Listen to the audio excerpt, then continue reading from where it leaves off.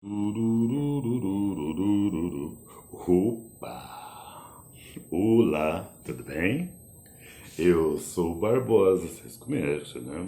Do blog Desconhecidos e Famosos Afros Brasileiros. Faz tempo que a gente não se encontra, hein? Pois é, né? Tudo passa, né? Tudo é passageiro. Pois é, hoje nós vamos falar da Frente Negra. Pouca gente conhece, né? Semana antes do início da última guerra civil do Brasil, a Revolução Constitucionalista deflagrada em 9 de julho de 1932, a cidade de São Paulo assistiu a uma partida de futebol entre brancos e pretos, organizado pela Frente Negra Brasileira. O jogo era uma celebração do dia 13 de maio, aniversário da abolição da escravatura no país. O secretário da entidade, Exaltino Beveiga dos Santos, explicou a importância do evento ao jornal Folha da Noite. Abre aspas. É um momento a mais para a sociedade demonstrar que deseja a aproximação do negro brasileiro, reconhecendo-lhe o valor indiscutível nos diversos ramos da atividade humana. Fecha aspas. Criada em setembro de 1931, no centro de São Paulo, a Frente Negra Brasileira promovia eventos como esses jogos anuais. Por outro lado, ela é considerada por historiadores e intelectuais como a primeira organização negra do país, precursora dos movimentos ativistas que até hoje lutam contra o racismo.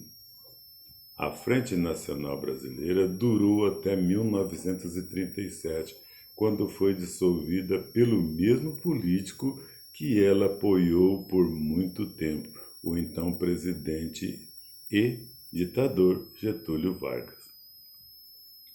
Porém, o posicionamento da direção da FNB e o apoio a Vargas nem sempre foram encarados com os bons olhos por seus próprios associados.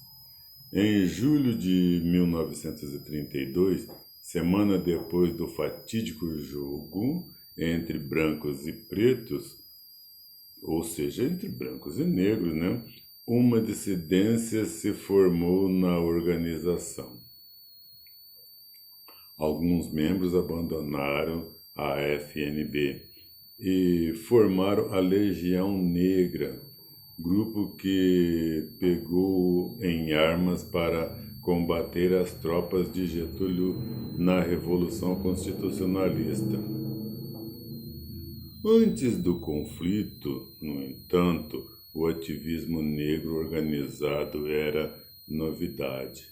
Nas duas primeiras décadas do século XX, até existiam clubes, associações recreativas e jornais que cobriam o cotidiano dessa parcela da população em grandes centros, como Campinas e São Paulo. Mas nenhuma iniciativa teve a força da Força Nacional, Força Negra Brasileira. Abre aspas. Em pouco tempo, a Frente Negra Brasileira abriu dezenas de delegações em São Paulo e também em Minas Gerais, Rio de Janeiro e Espírito Santo. Ela foi a maior organização negra da história da República, a que teve maior projeção e repercussão. Fecha aspas, diz o historiador Petrônio Domingues, professor da Universidade Federal de Sergipe e autor de livros sobre as questões raciais. Aspas, essa é por minha conta. existe uma coisa no meio de tudo isso, chamado partido. Fecha aspas. Partido Brasileiro. A estimativa de número de associados da FNB varia bastante entre os pesquisadores, de 8 a 50 mil pessoas. Muitos deles parte de uma pequena classe média formada por professores e funcionários públicos. Para virar sócio era preciso pagar uma taxa de inscrição e uma mensalidade, verba que financiava a organização. A entidade, dona do jornal A Voz da Raça, combatia o racismo e defendia políticas voltadas à melhoria das condições de vida da população negra. Também oferecia uma série de atividades aos sócios, como bailes, festas, aulas de música, atendimento médico e palestras sobre questões raciais e a situação política. Abre aspas. A Frente Negra Brasileira foi a primeira organização no país a falar que o então chamado preconceito de cor era um problema nacional e estrutural. Hoje isso é consenso, mas nos anos 1930 não era.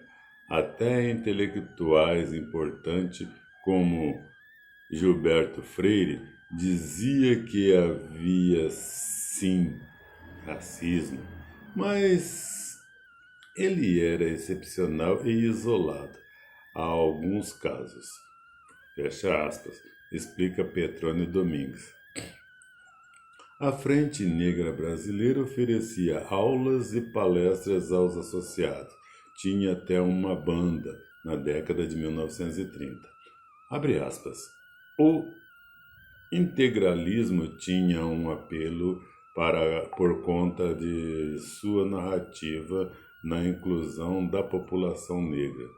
Essas ideologias estavam circulando por aqui e influenciando diversos grupos, fecha aspas, explicou o cientista social Márcio Macedo, coordenador de diversidade da Escola de Administração de Empresas da Fundação Getúlio Vargas, em entrevista recente à BBC News.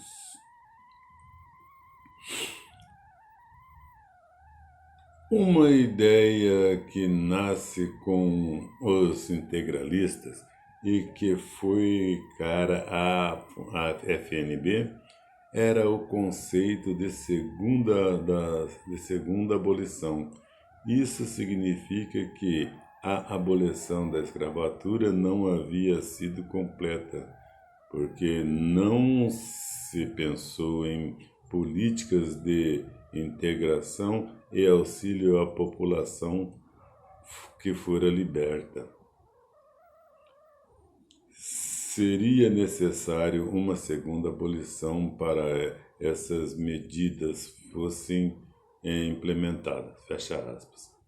Segundo Macedo, os ativistas da FNB acreditavam que o negro brasileiro deveria se integrar aos valores dominantes da época, o catolicismo e a ideia da Europa como centro do mundo, ou seja, o centro do mundo.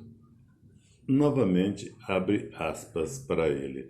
Não eram negros que afirmavam que a África e suas manifestações culturais, como religiões de matriz africana, eram importantes na identidade deles. Esses conceitos só apareceriam nos movimentos negros décadas depois. Fecha aspas.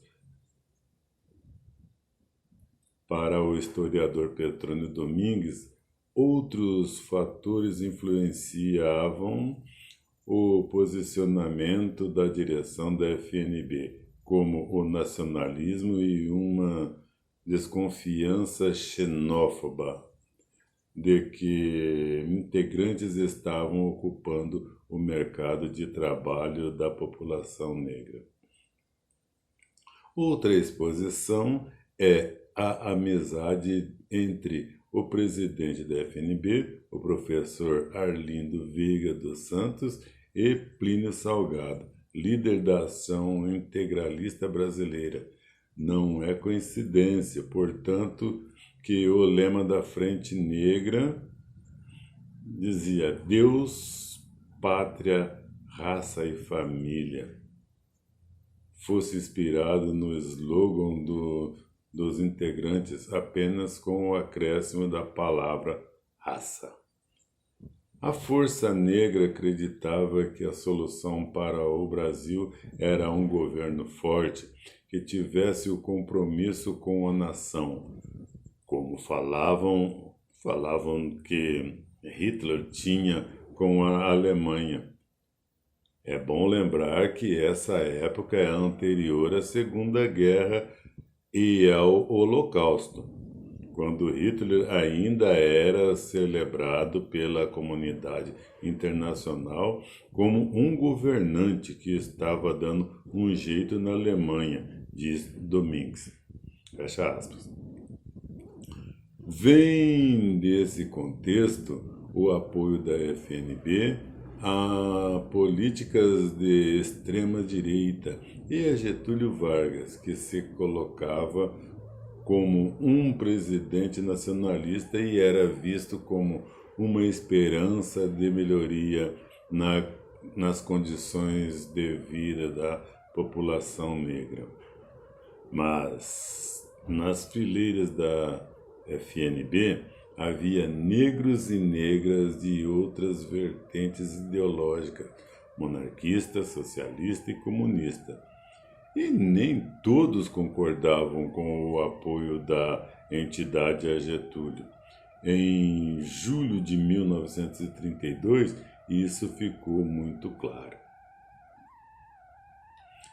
Fonte: Leandro Machado, da BBC News Brasil, em São Paulo.